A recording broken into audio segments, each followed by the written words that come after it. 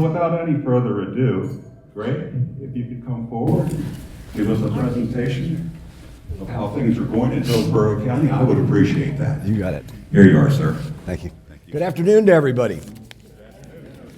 So I'm going to talk about a couple things, and then we're going to open it up for questions.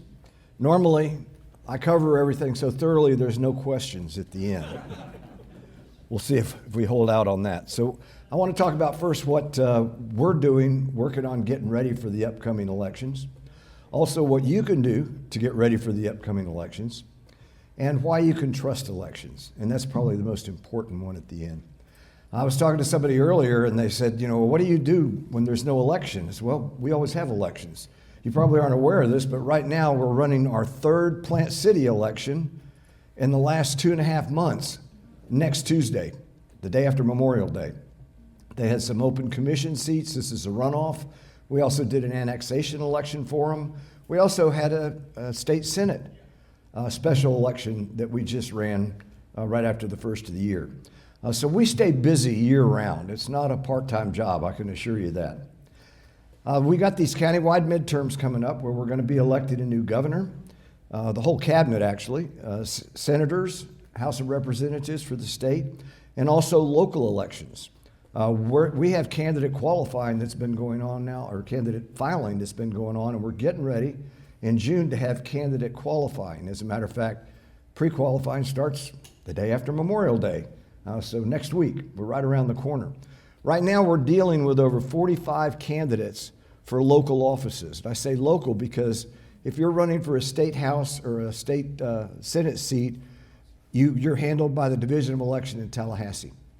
We're handling people that are running for county commission, all the judges, the school board, local candidates is what we handle. And then we have to add an additional about 150 candidates for our community development districts, because we conduct all those elections too. So that's a little bit taxing when you get 150 people that didn't know they had to run for election, and now they've got to figure out how to do it. But we help them through that process. Excuse me.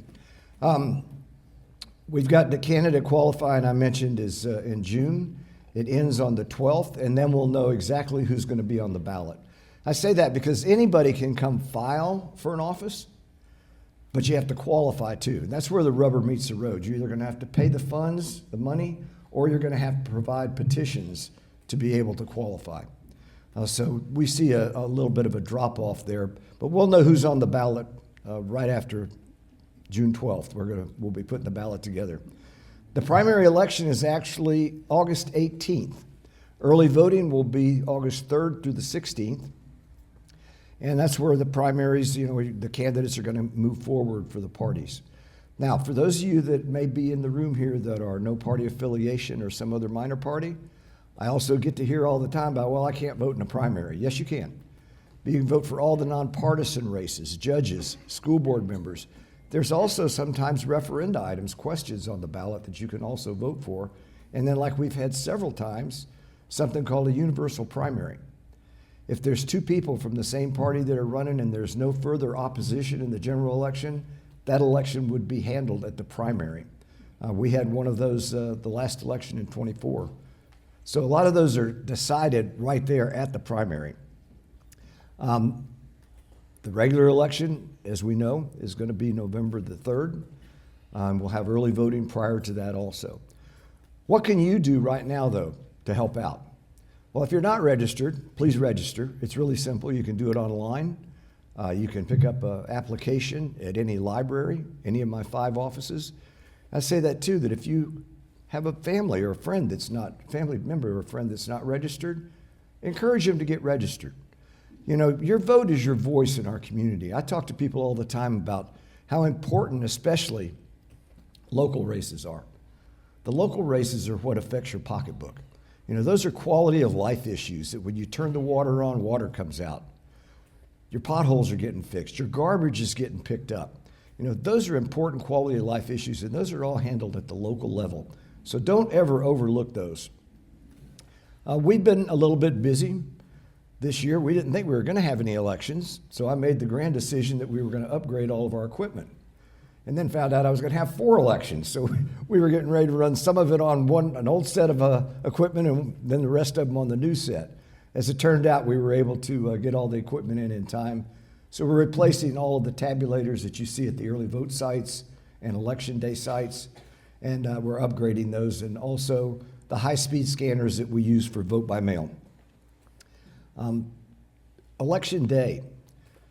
People don't realize this. We're going to have about 240 election day polling sites around the county, 240. We staff that with over 2,000 poll workers. Is anybody in here a poll worker? Why not? Oh, I had one over here? There you go. So I would encourage you, if you want to really get involved civically, that's what elections are all about. It's local people helping their friends and neighbors vote and participate in the election. So I would encourage you to look at that. We also will have 27 early vote sites around the county. We're a big county. Geographically, Hillsborough County is about 1,100 square miles. We've got a bunch of residents here, as you know. I was talking about coming in. The interstate was fine coming south. It was totally backed up going north. And then I hit the main drag here and came to a screeching halt, right? Y'all know that drill, that's for sure. We're doing a lot of outreach right now, too. We do that year round, and it's to encourage people to get registered to vote. And importantly, those that are registered to vote and vote by mail. You have to request that new vote by mail ballot every election cycle. That was a change that was made several years ago by the legislature. So if you vote by mail and you haven't asked for your new vote by mail ballot, you need to do that.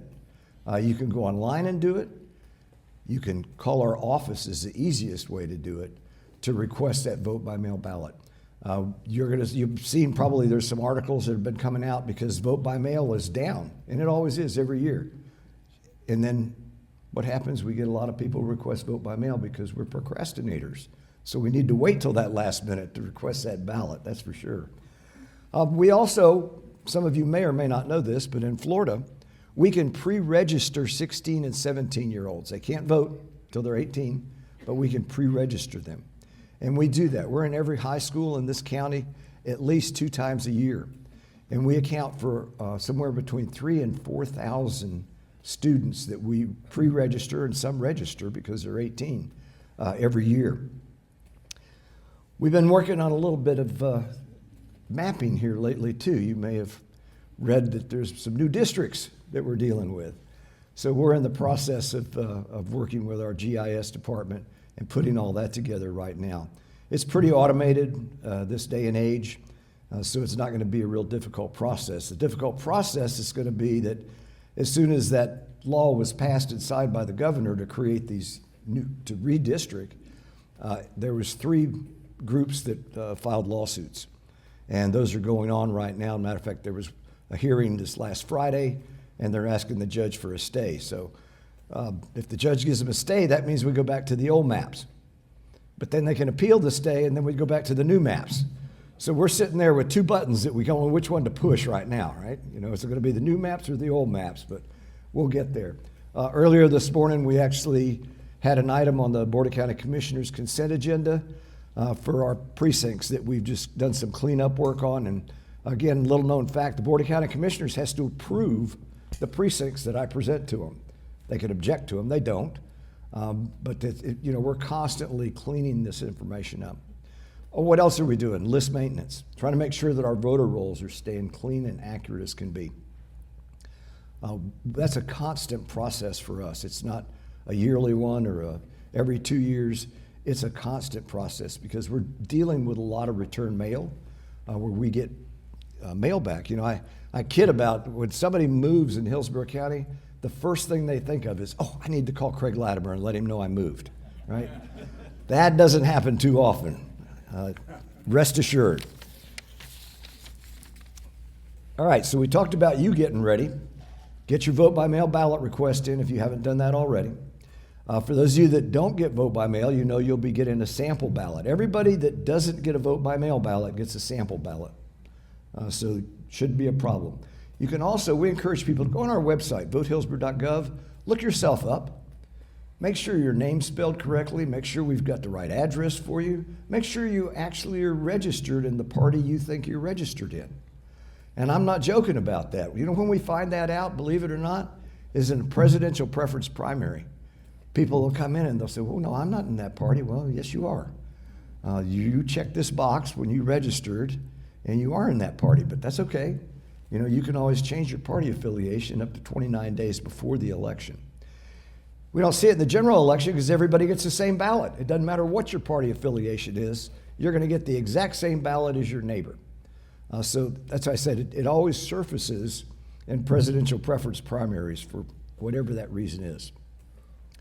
All right, let's talk about trusting elections because there's been a lot in the news about that lately, right? So by law, every county in this state before an election has to conduct what's called a public logic and accuracy test. We take a random sample of the tabulators to be used at early vote, election day, and all of the high-speed tabulators we use for vote by mail. We run what's called a test deck through them. We know what the outcome should be. And it's to prove that the machines are in fact counting correctly. I said it's public, it's wide open to the public. We always get the press there. You may have seen one of our drills on TV at some point. But it's open to the public and anybody could come, but again, it's done out in the open for transparency. By law, every county in this state after the election has to conduct what's called a post-election audit. There's one of two ways you can do that, and this is all in statute.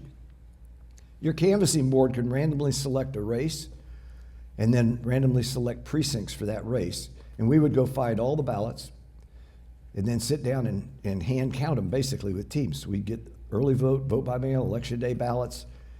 That can get a little bit cumbersome. We've got some precincts in Hillsborough County with over 10,000 voters in it. Now, I need to tell you probably, when was the last time you were counting some money out and you got lost in your count and you had to start all over again, right? Well, that happens too. Fortunately, there's another way that we can do this post-election audit. And that's using equipment that's certified by the state, and it's an electronic version.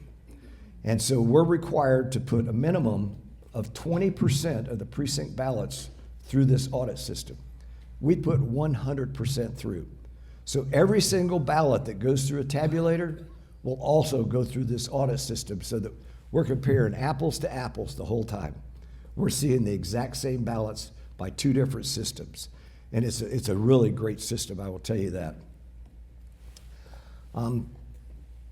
The equipment that we have, our election management servers and systems, are not connected to the internet or the intranet in any way. It's what's called an air gap system. It's a standalone system. The only way we can get information off of that is with a thumb drive. And then we take that thumb drive over into our system so that we can report the results. On election night, when we report results, those of you that are really geeking and watching to see what the results are, I doubt it, you know, right after 7 o'clock, we're releasing all of the early vote and the vote by mail we have to that point, and then the precincts come rolling in. But every bit of that information, we publish it. The first place it gets published to is the state of Florida Division of Elections. Then it goes to my website to be put out on the internet to report those results. Unofficial results too at that point. You know, that's one of the things we hear about all the time is that, oh my gosh, you know, this is the results, and then they started changing a little bit. Well, that's not exactly true. These are unofficial results, and one of the reasons they change a little bit is because on election day, we'll have over 10,000 vote-by-mail ballots dropped at our office. 10,000. And so we're processing those during the day, but some of them we end up processing after 7 p.m. when the other results have started coming in. So that's one of those areas that has always been for the conspiracy theorists, you know, that, oh my gosh, this is how things are changing. You know, well, they're not changing. We're just continuing to count those ballots.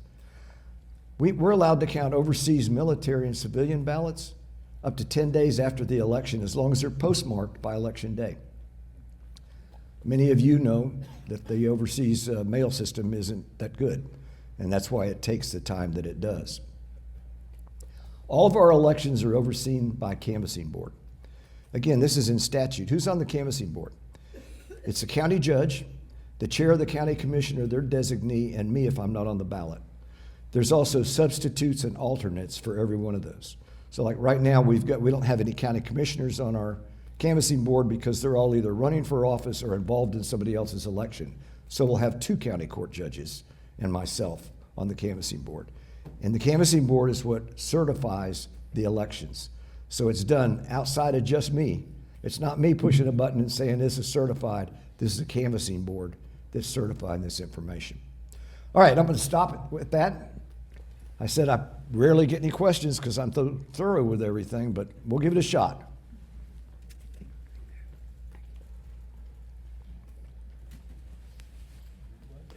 And it is kind of nice to see all the ladies out here today. Usually I got to talk to all these guys. I got a new driver's license about 2 months ago. Yep. And they asked me if I wanted to volunteer to be a poll worker. Will your office contact me, or do I have to do something else? Well, I don't know what they did, so I would suggest you contact our office. You can go on our website, votehillsborough.gov, and look for that button to be a poll worker on there. But thank you. I appreciate that. And before you go there, let me back up on that too, because there's an article that just came out today, actually, about, when you're getting a new driver's license, you get a new driver's license number now. It's not the same number you've had for your entire life here. And they'll ask you, or they should ask you when you're getting your driver's license, whether you want that information to go to me, and you should obviously say yes. Where there's a problem is that people will call up to get their vote by mail ballot, and they might have their old driver's license number or their new driver's license number, and we've got their old driver's license number. That isn't a problem either. We can go into the DHS&B, Department of Motor Vehicles database. We can verify your old number and your new number. It's not going to slow anything down. So I would encourage you, again, call the office if you're going to get a vote by mail ballot. That's the easiest way to do it. Yes, sir. My question is about, is there an independent resource that we can go to get some evaluation of the judges? I mean, they come up here, and unless you've been convicted by somebody, you really don't know. Yeah. Yeah, that's a tough one because they're not allowed to state their position on certain things. And I'm kind of the same way sometimes. Like if I know there's going to be a ballot question and somebody asks my opinion, I'm not going to give them my opinion because I'm counting the votes, right? So, I mean, I understand it, but there isn't really, other than do research on the internet. There's a lot of, I think the Bar Association puts something out with at least what their credentials are, and you can see how long somebody's, been an attorney, what the different areas of law they've been in. I'm retired from the sheriff's office. Some of you know that, many of you may not. And I would always, if there was a judge that I knew that was running, I'd stick their sign in my yard, and all the neighbors would come by and thank me because they didn't know who to vote for, which judge to vote for. So maybe stop the deputies when you see them out here. Yes? What is your view on early voting, and if so, how long a period? Yeah, I love early voting, quite frankly, and our voters do too. When I started first elected in 2013, I think we had 14 early vote sites, something like that. And we've increased that now up to 27, but the population's also increased greatly. The thing I like about early voting is you can really plan your vote. There's 14 days that you can vote. In a general election, it's 12 hours a day. In the primary, it's 8 hours. So, you can go pick your kids up from school and vote on the way by. You can vote when you're going to the grocery store. Just go to an early vote site. So I think early voting is great. We get a lot of good feedback on it, I'll tell you that. And I'm good with the time. The time is actually variable in Florida. It's between 8 and 14 days, which makes sense. I mean, if you've got Lafayette County up in the Panhandle that has 6,000 voters, they don't need 14 days of early voting. So it's not a one-size-fits-all. But thank you. And let me follow up on that too. For those of you that do early vote out here, South Shore Library is under construction and will not be an early voting site. But you can go to our office over here on the main drag. You can early vote there, and if they decided where the other site is. South Shore Community Center, I think. South Shore Community Center. We'll get that information out. It'll be on your sample ballot, so when you get those. Go ahead. In reference to the number on your driver's license, When did that change take place regarding the number you had as opposed to the new number that would be relatable to voting? Don't hold me to this, but I think it was about a year ago it went into effect. And if it appears that the number is the same on our driver's license, who should we call to verify? Well, if the number is the same on your driver's license, you don't have to do anything. When you go get a new driver's license, that's when it's going to change. I got a new one in December, so that's why I had asked why. Yeah. Do you vote by mail? Yes, Call our office. thank you. Yeah, and request your vote by mail ballot. Talk to whoever answers that phone and tell them, hey, Craig told me to call you, and take it from there. Thank you for coming. Absolutely. As a former poll worker for quite a few years, one of the Florida jokes about, vote early, vote often. That's a Chicago joke, isn't it? Well, I don't know, a lot of Chicago people move to Florida. Can you somewhat give us an explanation on how could someone possibly vote twice? Yeah. And about how provisional ballots work and how they are worked through on the either canvassing board or whoever works with that? Yeah. Thank you. Great question. So in Florida, if you request a vote by mail ballot and I send you that vote by mail ballot, it's going to mark in your voter record that you've received a vote by mail ballot. Now, you don't have to vote that vote by mail ballot. You can go vote in person. And when you go in, one of our well-trained poll workers is going to say, you got a vote by mail ballot. Did you by any chance bring it so you could turn it in and we'll spoil it? He says, no, I forgot it. The dog ate it, whatever. This is not a problem. Because as soon as you cast that vote, as soon as you get checked in, actually, it's going to cancel your ability to turn in that vote by mail ballot. So you're not going to be able to vote twice. Now, let me tell you some real life scenarios. We've had some voters that have showed up to vote on election day, and the poll worker goes check them in and says, I showed that you've already voted. You voted by mail. I did not. Now, these are usually our more mature voters. They voted by mail 30 days ago. They'd forgot about it. Now all the TV's going, the signs are out, and they're all excited and say, we need to go vote. And so we'll take the time to show them the signature on that envelope that they signed. And again, if you go into a polling site and they say you've already voted and you insist that you haven't voted and you want to vote, you're going to vote what he referenced, a provisional ballot. So it's actually a regular ballot, but it's put into what's called a provisional envelope. There's information filled out on it. And that ballot will ultimately, or that envelope will go to my staff for them to research it, to ascertain whether in fact you really did vote. We're going to be comparing signatures when you signed in. If you voted by mail, we're going to be comparing those signatures too. It will then go to the canvassing board, who will make the final determination of whether that provisional ballot will be counted. And I can tell you that the only reason a provisional ballot doesn't count is because the people aren't even registered, or they voted in their wrong polling site, in the wrong precinct, and they didn't want to take the time to go to the right one. I tell people, and it happens all the time, somebody shows up to vote and they forgot their ID. Not a problem. You can vote a provisional ballot, and we're going to compare the signature on that envelope to the signature we have on file. If it matches, you don't have to do anything else. We're going to recommend to the canvassing board that be accepted. So the only time I see double voting is when people are voting by mail in the previous state they lived in and voting in person here, or vice versa. And I'll tell a quick story about that. We had a situation several years ago. North Carolina contacted me and they said, we've got a guy that we think voted in Hillsborough, and he voted up here in Hayesville, North Carolina. I said, let me check. So sure enough, he voted by mail with me. And he voted in person up in Hayesville.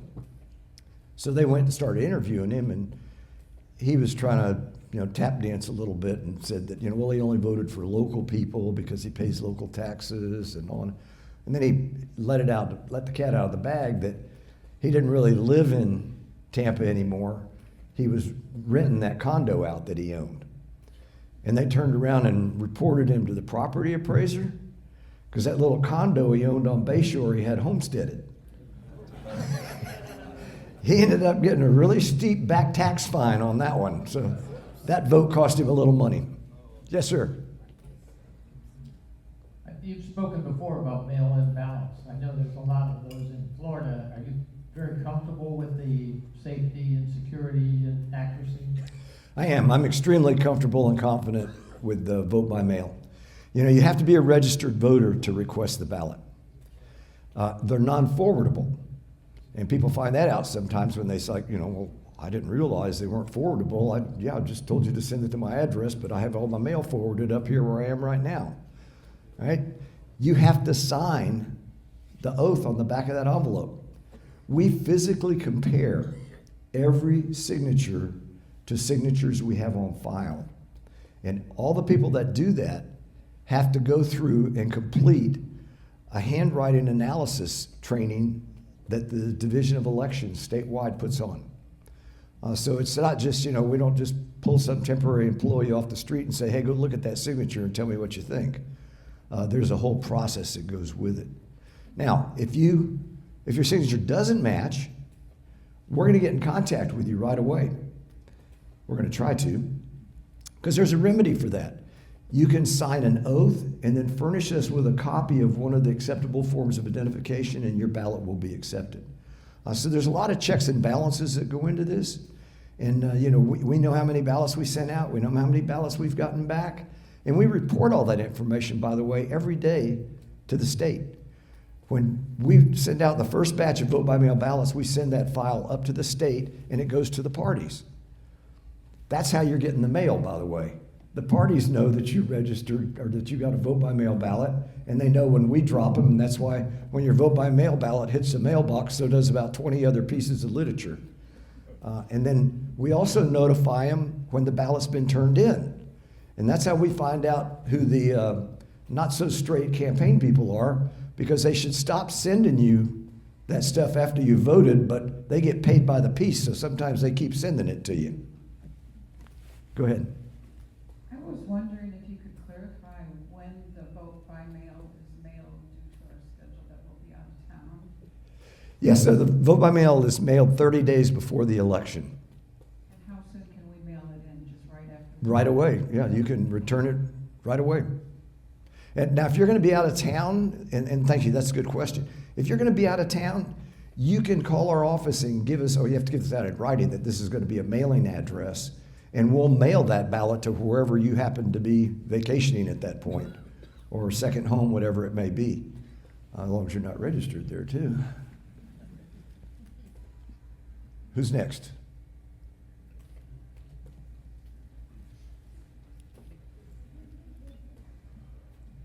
Greg, I understand that on the ballot this year, there's going to be a referendum regarding property tax. Are you familiar with that, or can you speak to that? And the other question I have is, as to the demographics of Hillsborough County, are you aware of the percentage of the various parties? Your second question first, right off the top of my head, I don't know what the percentages are. I know the Republican Party, I think, has about 20,000 more registered voters in it than the Democratic Party. But the NPAs have been climbing like crazy, too. They're right under both of them. So they're getting pretty well split out there. Blank moment. Ballot. Yeah, so they have not come out with that amendment yet. The legislature has not passed that yet. But, you know, there's a lot of chatter about that it's only going to affect people that are homesteaded. You're going to get the tax break, property taxes. I don't know how they're going to do that, because I'll tell you right now, that's going to be like a 30% hit to the county. I don't know how they're going to pay firemen and policemen and provide services with that kind of a 30% hit. But they're in session again right now. They still haven't passed the budget. You know, we talk about the scariest 3 months in Florida is when the legislature's in session, and son of a gun, now they're 2 more weeks and 2 more weeks. So we should see. We do know that there's going to be a couple of amendments on the ballot. One of them is going to be to increase the Board of County Commissioners to 9 and turn them all into single-member districts. So right now, you've got 4 single-member districts and 3 countywide. So they're going to go, the proposals to take it to 9, and they'd all be single-member districts. Nobody would be countywide. And the other one is for an elected school superintendent. Right now our superintendent's appointed by the board. So, okay, question? Anybody? Okay.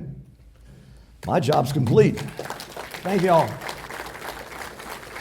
Thanks, sir. Thank you, Greg. Hold on just a second. Well, thank you ever so much, Greg. You gave a great presentation, and we have for you, and you probably already have one of these, an infamous men's club pen that has a 2 gig thumb drive on it. So Very you can good. use that to count your ballots. I was going to say, I'll use that to